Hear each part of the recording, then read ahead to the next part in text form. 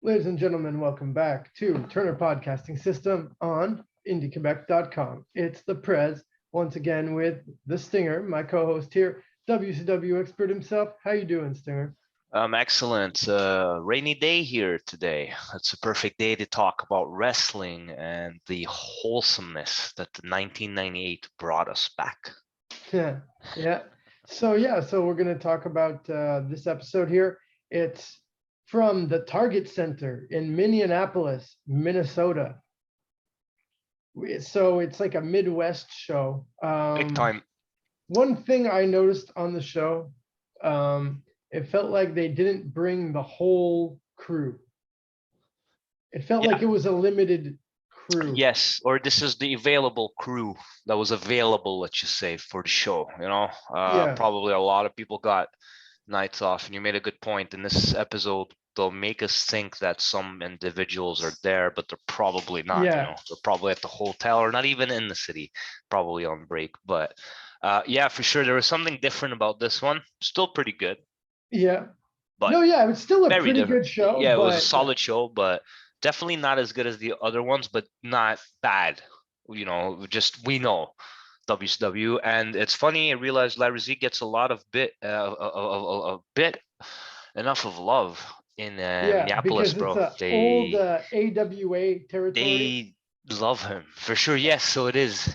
So that makes sense, and he's a legend. Eric Bischoff actually started in AWA, so he probably has some nostalgia for AWA. So he probably booked this show with that in mind a bit. We do see a bit of that, not too much, but there's some references. Yeah. So we'll get into the show. First match, Big Papa Pump with Virgil versus Fit Finlay. What did you think about this one? Two blonde-haired guys. So two blonde-haired heels. I obviously knew who's going to win. Well, actually, not really, because you had two tough guys, but pretty good match, honestly, technical.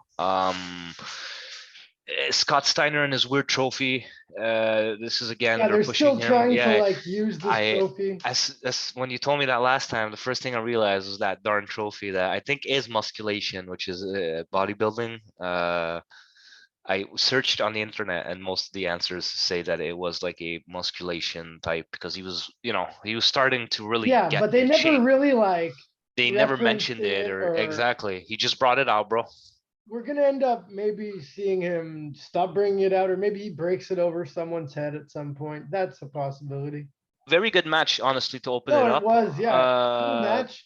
Finley's a tough guy, legit tough Irish guy, definitely legendary to me. So it was pretty fun to see that. Obviously, Steiner catches him with the T-bone suplex.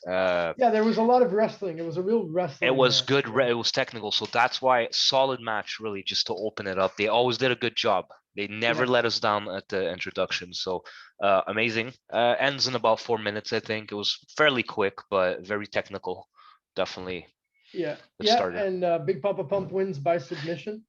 Starting a recliner, and that was a pretty underrated movement. Yeah.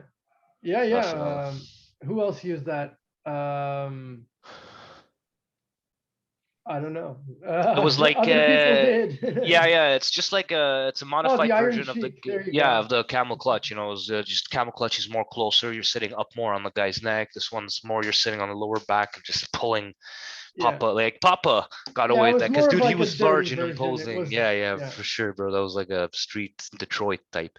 Then we get this weird Bret Hart interview, which again, get many of them throughout. He's always talking about protecting people, about getting screwed. Like he's protecting people. He doesn't want anyone to get screwed, dude. That is so fucking cheesy. Why would you we know you got screwed and it's not his fault. I think WCW was like, hey, let's be clever and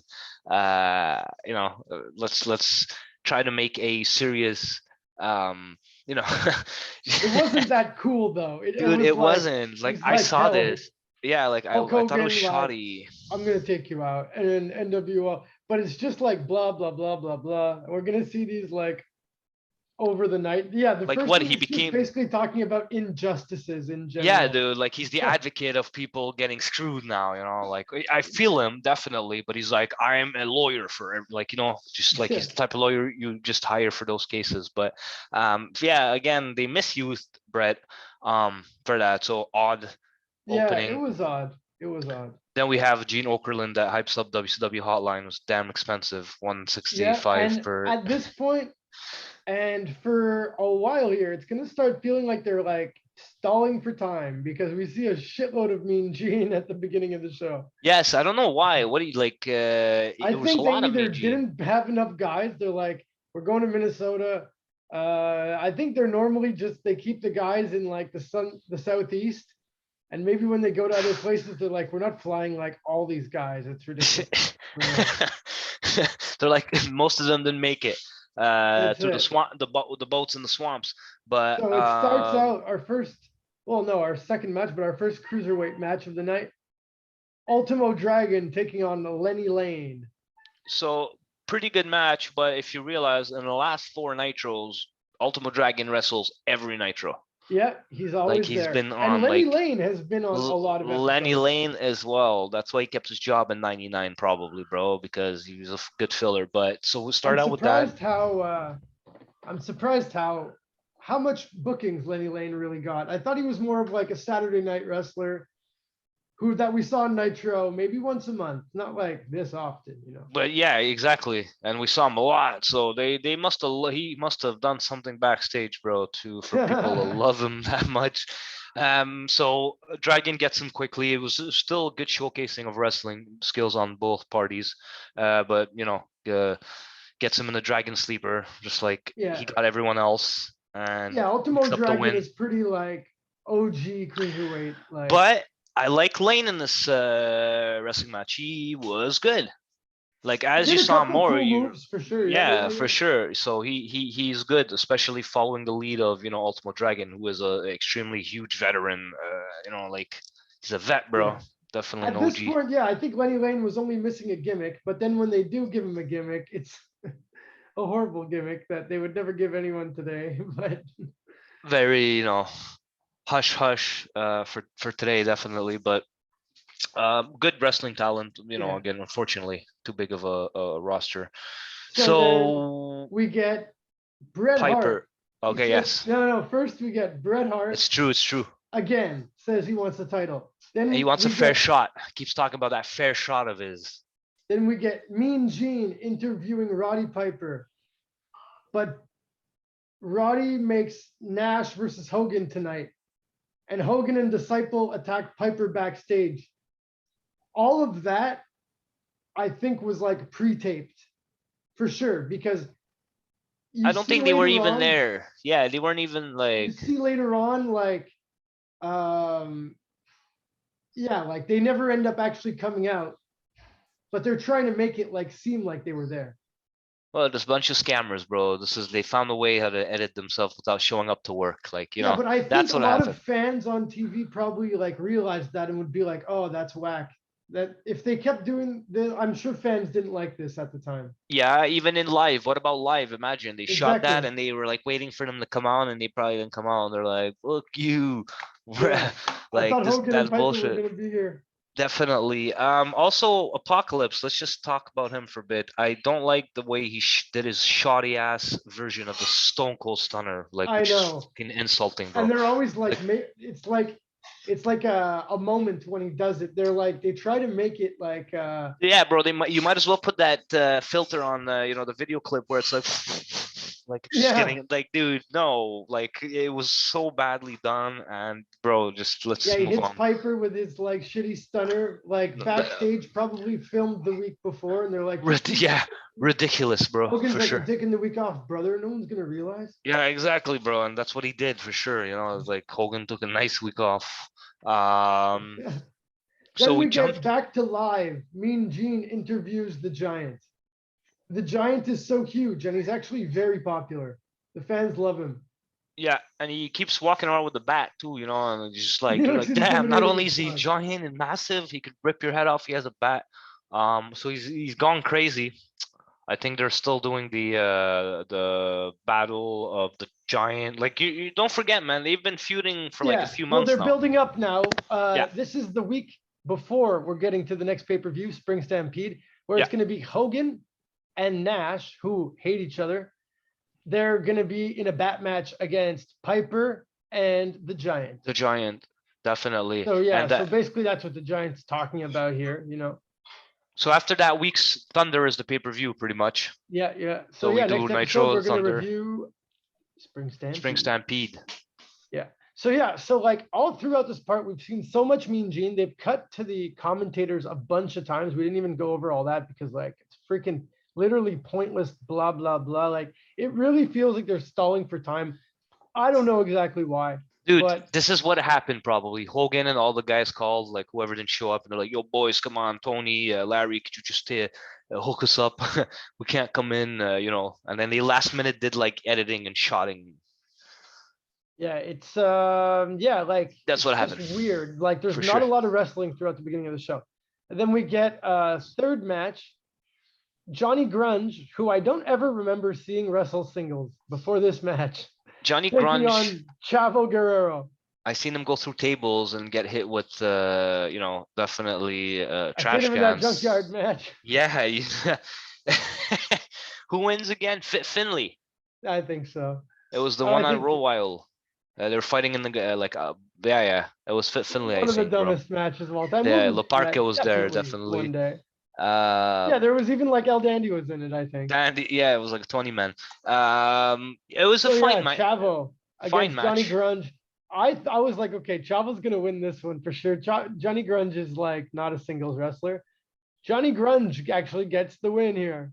So Chavo actually jobs to part of the Public Enemy tag team, which is, I think, part of the gimmick, right? They're like, stop losing. Just like the lovable loser. Yeah, exactly. So, and Eddie again, no Eddie, I think. He doesn't even show up, right? Yeah, I think they might have not brought Eddie unless he wasn't on. No, I realized. That's what I'm saying. It feels like it's a lot of guys down crew a bit.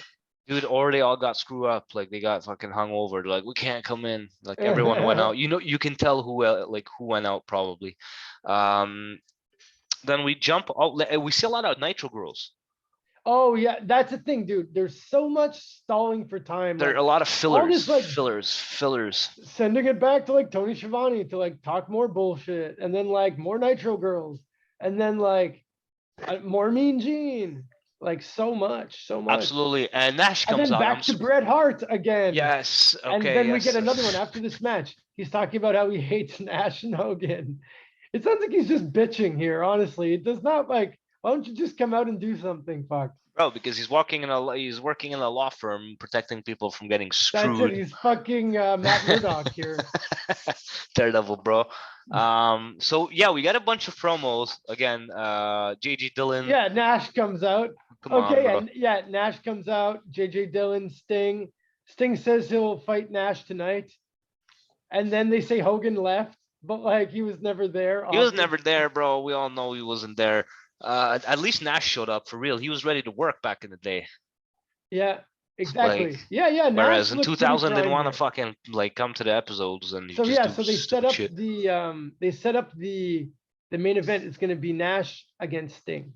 Right. And the power bomb is legal because Sting's like, make the power bomb. Yo, Sting is going off. Sting is awesome in this episode.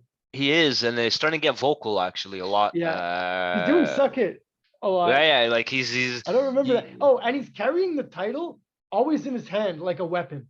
Yeah, like, you know, doesn't have it up on him. He's just like, yeah, just definitely. In his hand. You can see the wolf pack starting to come out from him. Yeah. And one thing that Nash kind of, I think on purpose says, he doesn't say it in the mic, but he says it to the camera. He says, because Piper's not here tonight. He literally says that. Like when he's in the ring with JJ Dillon and all that. Oh shit, yes. He does. So I didn't even realize. I just realized, dude. So like he snitched. Yeah, he basically snitches it out to the fans that Piper's not actually there. I don't know if he did it Obviously, he did it on purpose. You're fucking Kevin Nash. He doesn't make mistakes. But the fans probably even enjoyed the show, bro. They got this probably, see Sting, Giant, like, you had so many superstars that were missing, let's say, and you still made up for it with what you had already on the show. So yeah, for sure. How about this next match? Dude, random Chris again. Benoit taking on Glacier. So Glacier likes to appear out of nowhere, truly like Sub-Zero. Like when he's busting a move just from ice cold.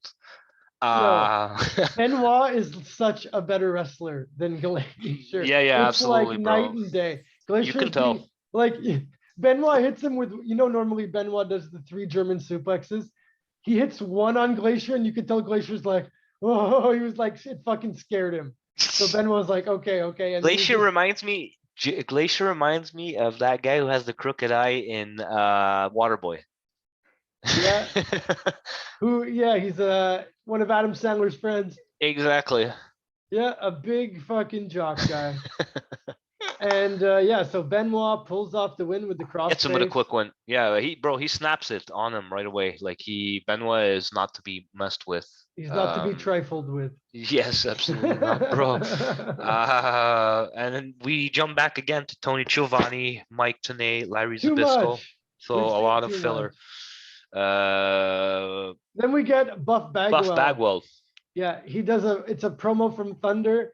Him and Luger are like starting up a little feud here. Exactly. He calls him out. I remember this. Buff being with Scott Steiner, Luger kind of being with Rick-ish. Then we get Rick Steiner suplexing Bischoff on Thunder. They show that. That's what it all like breaks down to. So Rick Steiner suplexes Eric Bischoff on the floor. I think this is where Bischoff, his ego starts coming into play, and he's like, oh, I can do a bit of wrestling. I'm gonna start like taking moves a bit. I'm gonna become maybe like, do a match maybe.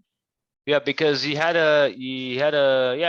very active. All these guys, it always goes to their head, and they always end up booking themselves. Well, I would understand. Yeah, you don't want to look like a weasel, bro. Just count your money and be happy. That's for sure, bro. The money they're making, I'd be like, bro, I don't want to get a concussion getting German suplexed, Like what happened to Russo? He got killed by Goldberg, basically. Dude, and then they fired him. No one feels any pity for Russo for that either. It's like, dude, he booked himself. Yeah, like he's like my fucking dream of winning the belt, dude. And then they fired him. None of that shit. So it builds up to Luger versus Buff. Yeah, right here on Nitro. It was a okay, match. It was a battle of the muscles guys, or whatever you want to call it, but ends up in a DQ. Yeah, DQ, exactly. Basically, Luger technically wins by DQ. Luger torture racks Bischoff. So yeah, Bischoff's like, I want to take some moves, man. Give me some moves. Absolutely, you could tell. He did have good heat though. Like the fans fucking hated Bischoff. Yeah, they did. He looked like a loser. He looked like he was a fucking guy who shops at the men's section of Le Chateau, Le Chateau, and he's like, I have swords. No, I'm kidding. But yeah, he's like, I have swords, by the way. Jason Harvey was his best friend, and we'll get into those episodes. So what's hilarious is right after this, it jumps back to Bret Hart, bro, giving Randy Savage some advice about He's telling him to move on from the NWO. Yeah, to quit the NWO. Because he's implying he's gonna get screwed. Why so many of these videos? They're so lame. I don't know I don't know how to explain it. How he comes off. He comes off as very odd. Yeah, absolutely, bro. And like, come on, man. He just came back from the WWE. Like he just came back from the WWF as the champion, and he was the hottest superstar still there, and they bring him in, and really ridiculous. And like just so many of them. There's so much like random cutting in this show. Like I have no words to say now. I'm just baffled a bit. Then it cuts to a Nitro. No, then it says it's gonna cut to a Nitro party. But then they're like, oh, nope, but you can send us your tape. Yeah, I think they skipped that one. Maybe they watched it. They're like, oh, fuck, we can't show that. They're smoking weed or something. They probably were, tons of it. So this one was entertaining. Yeah, next one up, a good match, cruiserweight title. Super Calo versus one thing about WCW, okay? Even on like WCW Saturday Night or even on any TV show, there was always one title defended. And on Nitro, there was almost always at least like half the belts defended.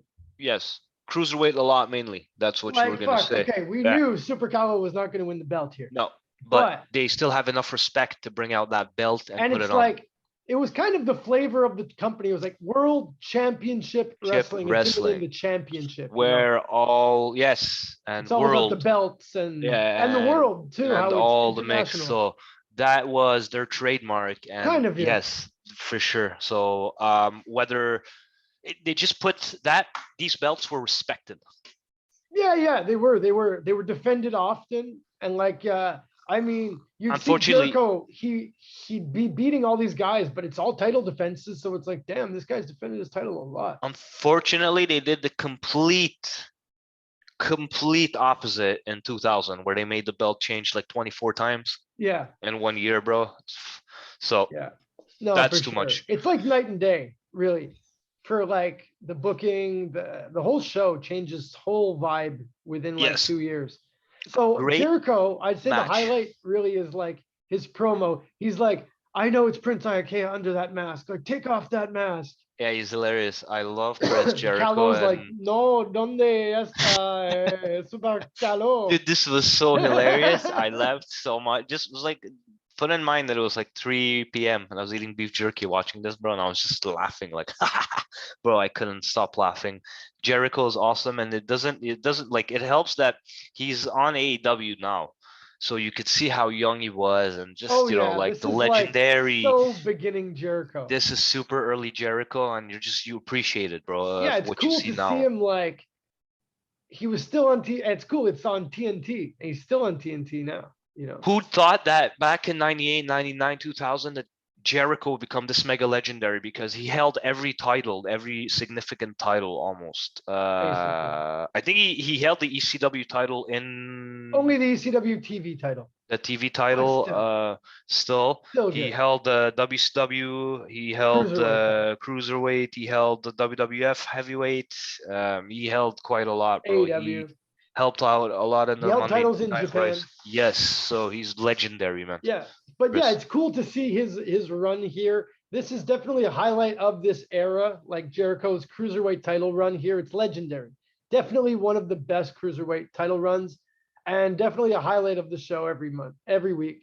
Jericho picks up the win, of course. Lion Tamer, Prince Iaukea building up him and Iaukea for that pay-per-view, which I'm actually interested to see. I don't really like Iaukea that much, to tell you the truth, but I like seeing Jericho on pay-per-view. Yeah, and they pushed him a lot, and he was okay. They did push him a lot. But he was very, very like bland, I find. But like bland as in personality-wise. He was a good wrestler though, but yeah.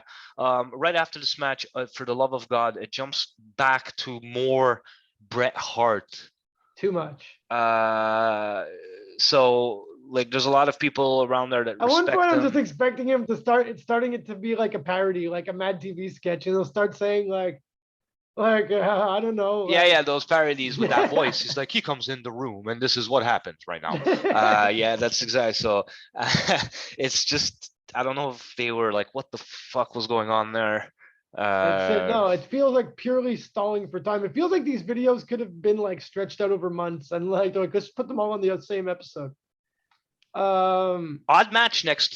Pretty entertaining. Flock versus Flock. Yeah, so Saturn Hammer versus Saturn. Hammer. So not only heel versus heel, but same faction versus same faction. Saturn gets the win.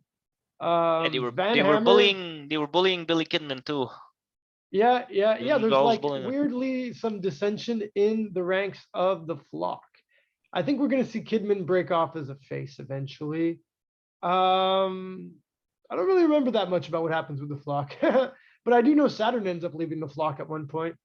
Yes, I think that could probably be soon. I think early '99 we don't see them anymore. Like literally, I think the Flock ends because Raven like abandons them. He's just like, I leave. I'm like, you guys are are when gone. for like a year he was like, I take them in and they're my flock. Yeah. You know, But he's like, I'm the king bird. do we get Raven later on? Yeah. We do. Yeah, because Raven, he's such a good character. I want to talk about that later. So Saturn picks up, yeah, he definitely picks up the win, jobs to him, gets him with the ring of Saturn. So they're building Saturn again quite a lot Saturn's in the mid. An awesome character here. He is, He's one and of he's the in cool, shape. He's young. One of He the was cool mid carders of WCW. big time, and he with the tattoos, he was very appealing. We jump to Bill Goldberg versus Rocco Rock. So there's where the rest of the other tag team was. Rocco Rock brings out a table, but doesn't actually use it. And then Goldberg spears him through the table. So technically, Rocco Rock should have won this match by DQ. Absolutely. But no. But no, it's not the Goldberg, gimmick. So Goldberg wins. Yeah, Golden Boy. Continues. If you realize where he jackhammers him is he's one of the most used. Let's keep track of this. Yeah, he's 73-0.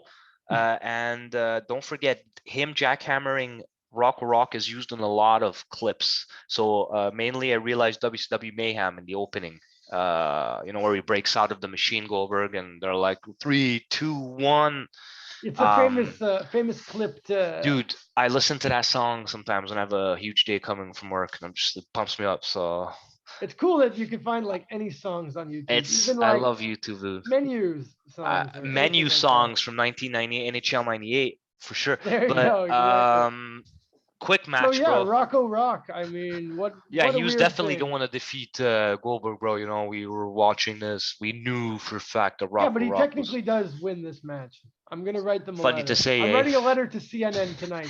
Hey, your production of Nitro from '98, bullshit. I want my money back for my Comcast. They're like, well, you can't locate this company anymore. The address has been changed, sir. Yeah, it is now AEW. No, I'm kidding. But AEW is Canadian, I think. There's none in the US. There's in the US, eh?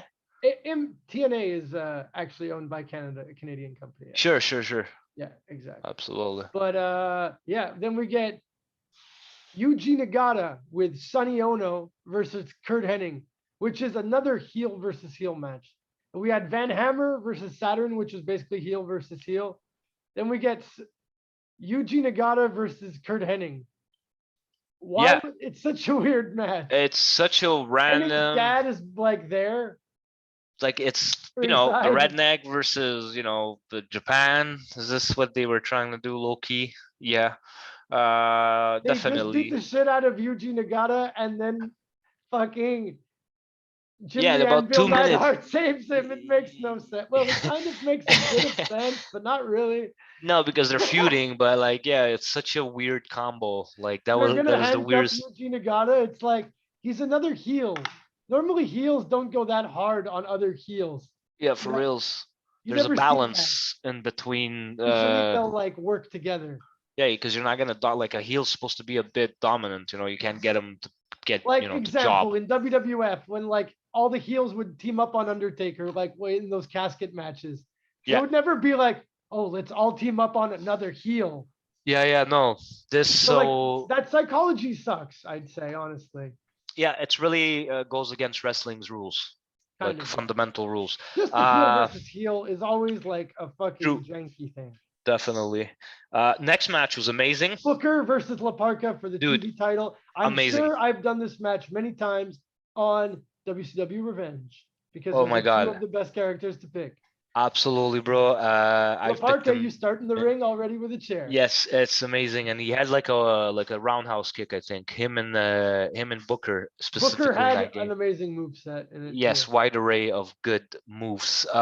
Beautiful Booker, match, bro. Course, and Booker T for sure, but he's so crisp. You can tell in his wrestling, bro. Like his missile drop kick is one of the most famous ones, and big time, bro. So crispy ass. Around the ring, amazing. He's so athletic. Yes, absolutely. Benoit comes out face to face. So then we're building up for this pay-per-view. They're kind of doing a good job. The undercard feuds aren't like blood feuds, as you can say, but like there's some healthy competition here in the mid card. It's going to be a very good pay-per-view. Benoit versus Booker T, wrestling wise, might be the best match on the pay-per-view. Yes.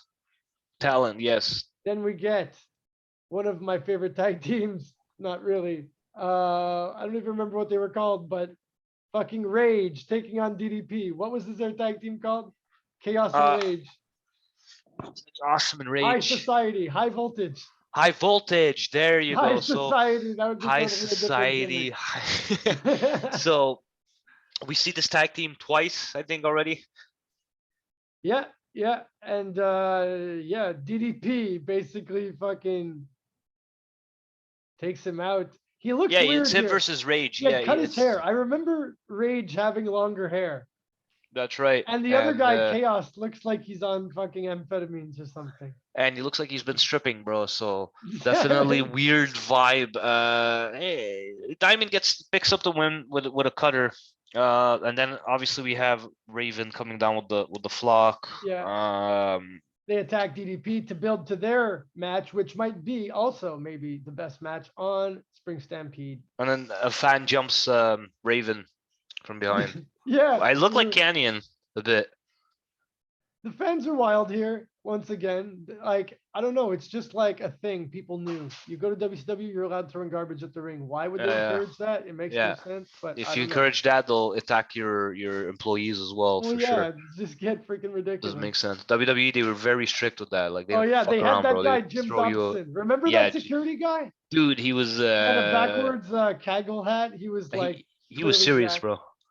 He was fucking serious. I remember they even did an article about him in the paper, in the magazine at one point. Okay, next match. I really want to talk about this because Rick Steiner, number one, we haven't seen much of him on Nitro. I think they've mostly been booking him on Thunder, but he's with fucking Ted DiBiase. I don't remember Ted DiBiase coming back to the Côté Gentil here. Oh. I don't remember him leaving NWO and going back to the il était méchant avec les NWO. Puis là, il revient comme bon gars. Yeah, c'est like, vraiment random. Très, très random qu'il revient avec Rick Steiner too. But Rick, he was with him earlier. Remember, they were like at one point together when Ted DiBiase was manager of the Steiner brothers. Yeah. He's taking on Conan with Virgil. And one thing that is funny about this match is at one point, Ted DiBiase is beating up Virgil. Which and Virgil worked for him and the WWF, you know. And Virgil, NWO. So Virgil got to stay in the NWO longer than Ted DiBiase. Virgil was part of wrestling, bro. You saw him in both. He was. Like, you know, it's funny to say we'd be like he didn't do much in his career. Like, yeah, bro, he wasn't too, like, you knew him as Vincent or Virgil. Yeah. That's it. That's like, success right there. You are known. I think he left WWF around 94 because he was there in the first episodes of Raw in 93. I remember him still being in WWF. But 94, and then we didn't see him till like 97 in WCW. So there was a little time we didn't see him. He probably wrestled, we don't know where. But like it's like, you know, he still dominates over him. It's 1998, you know, we're talking like 1992 here, 1993. History is 80s, quite profound. I mean, he accompanied Ted DiBiase to the main event of WrestleMania 4. So that's got to be a good payday, you know? Absolutely. So yeah, Virgil, underrated, loved by this show. Rick Steiner picks up the win against Conan. I guess that was kind of an obvious. I loved Rick Steiner's moveset as well, the power slams and the bulldog as well. He was quite creative in the ring. Yeah, I thought it was cool to see Rick Steiner because, like I said, we hadn't seen him really been. They're building probably a bit of, you know, because, you know, they're building Scotty as a single, so they wanted to give him some single time probably as well. Yeah, he's just equally as a good wrestler, definitely. Yeah, that's true. So we got our main event here, man. No, it's a rematch from last week. Sting versus Nash. And yeah, what did you think about this one? So it's another DQ, same match. Yeah, same result. So I like it was a good match though. Yeah, I like the fact that you know, Nash got a big got a big pop. Like he got a big pop as a face. Obviously Sting, my legend, my favorite. Pretty good match, but I knew it was gonna end in a DQ. Yeah, as soon as they announced the match, that's a typical thing. It was a bit typical, but like the wrestling portion of the match was good. I respect that Nash actually like worked hard in this match. I hate it when he doesn't. He did. He wasn't was lazy. Over. This is the Nash. Really good characters. Absolutely. This is the Nash I liked. Both are amazing. Obviously, together, great chemistry. Savage. The as well, including Miss Liz in the match. So it was decent, definitely. Yeah, we get a bunch of people coming out at the end, like okay, and then NWO call comes out. Brett comes out and he basically single-handedly kicks the shit out of all the NWO, and then it goes off the air. Yeah. And I thought Brett wasn't there either, which I was like pretty disappointed. I'm like, they're really gonna like pretend people are there when it's so obvious they're not. Nash even says it on air that Piper's not. And then we have Brett just blah blah blah. But we actually see Brett. Yeah, because there was like definitely they are building him up. Also, they gave us 10 clips of Brett in this episode, so obviously we're gonna be like, he's not coming. You know, like they're making up, like, and then he ends up showing up. Obviously, yeah, that was cool. That was a cool. So that was pretty cool. Kevin Nash's performance was ultimately cool. So what do you give this episode? The go home show, like they call it before. I'd honestly give it a 7.5. Yeah, I give it a 7. It was a solid episode. Too much stalling, but I wouldn't say it was a bad episode. A lot of filler. They still did a good job. Yeah, it was a lot of filler, a lot of talking. Like, don't bullshit us. Just say the guys aren't there. No, exactly. Yeah, the line. Really, you had enough on there to feed, like entertain people. So yeah, 7.5 definitely. The main event might have been the best match of the show. Booker versus Laparka was good. Amazing. Yeah, those are probably the two better matches on the show. Yeah. So next week we're going to be reviewing Spring Stampede. Should be a good pay-per-view. I don't really remember watching it back in the day. I can't remember this bat match. Neither do I. So I'm gonna probably pretend we're in 1998 and really watch feels it like there's like a lot of paths guys all intersecting here. Yeah. So that'll be it for this week, ladies and gentlemen. We're going to get back to our NHL playoffs like typical Canadians do and enjoy the Queen's birthday off tomorrow for me. So thanks for listening, and we'll be back next week for another episode of Turner Podcasting System right here on indiequebec.com. Thank you.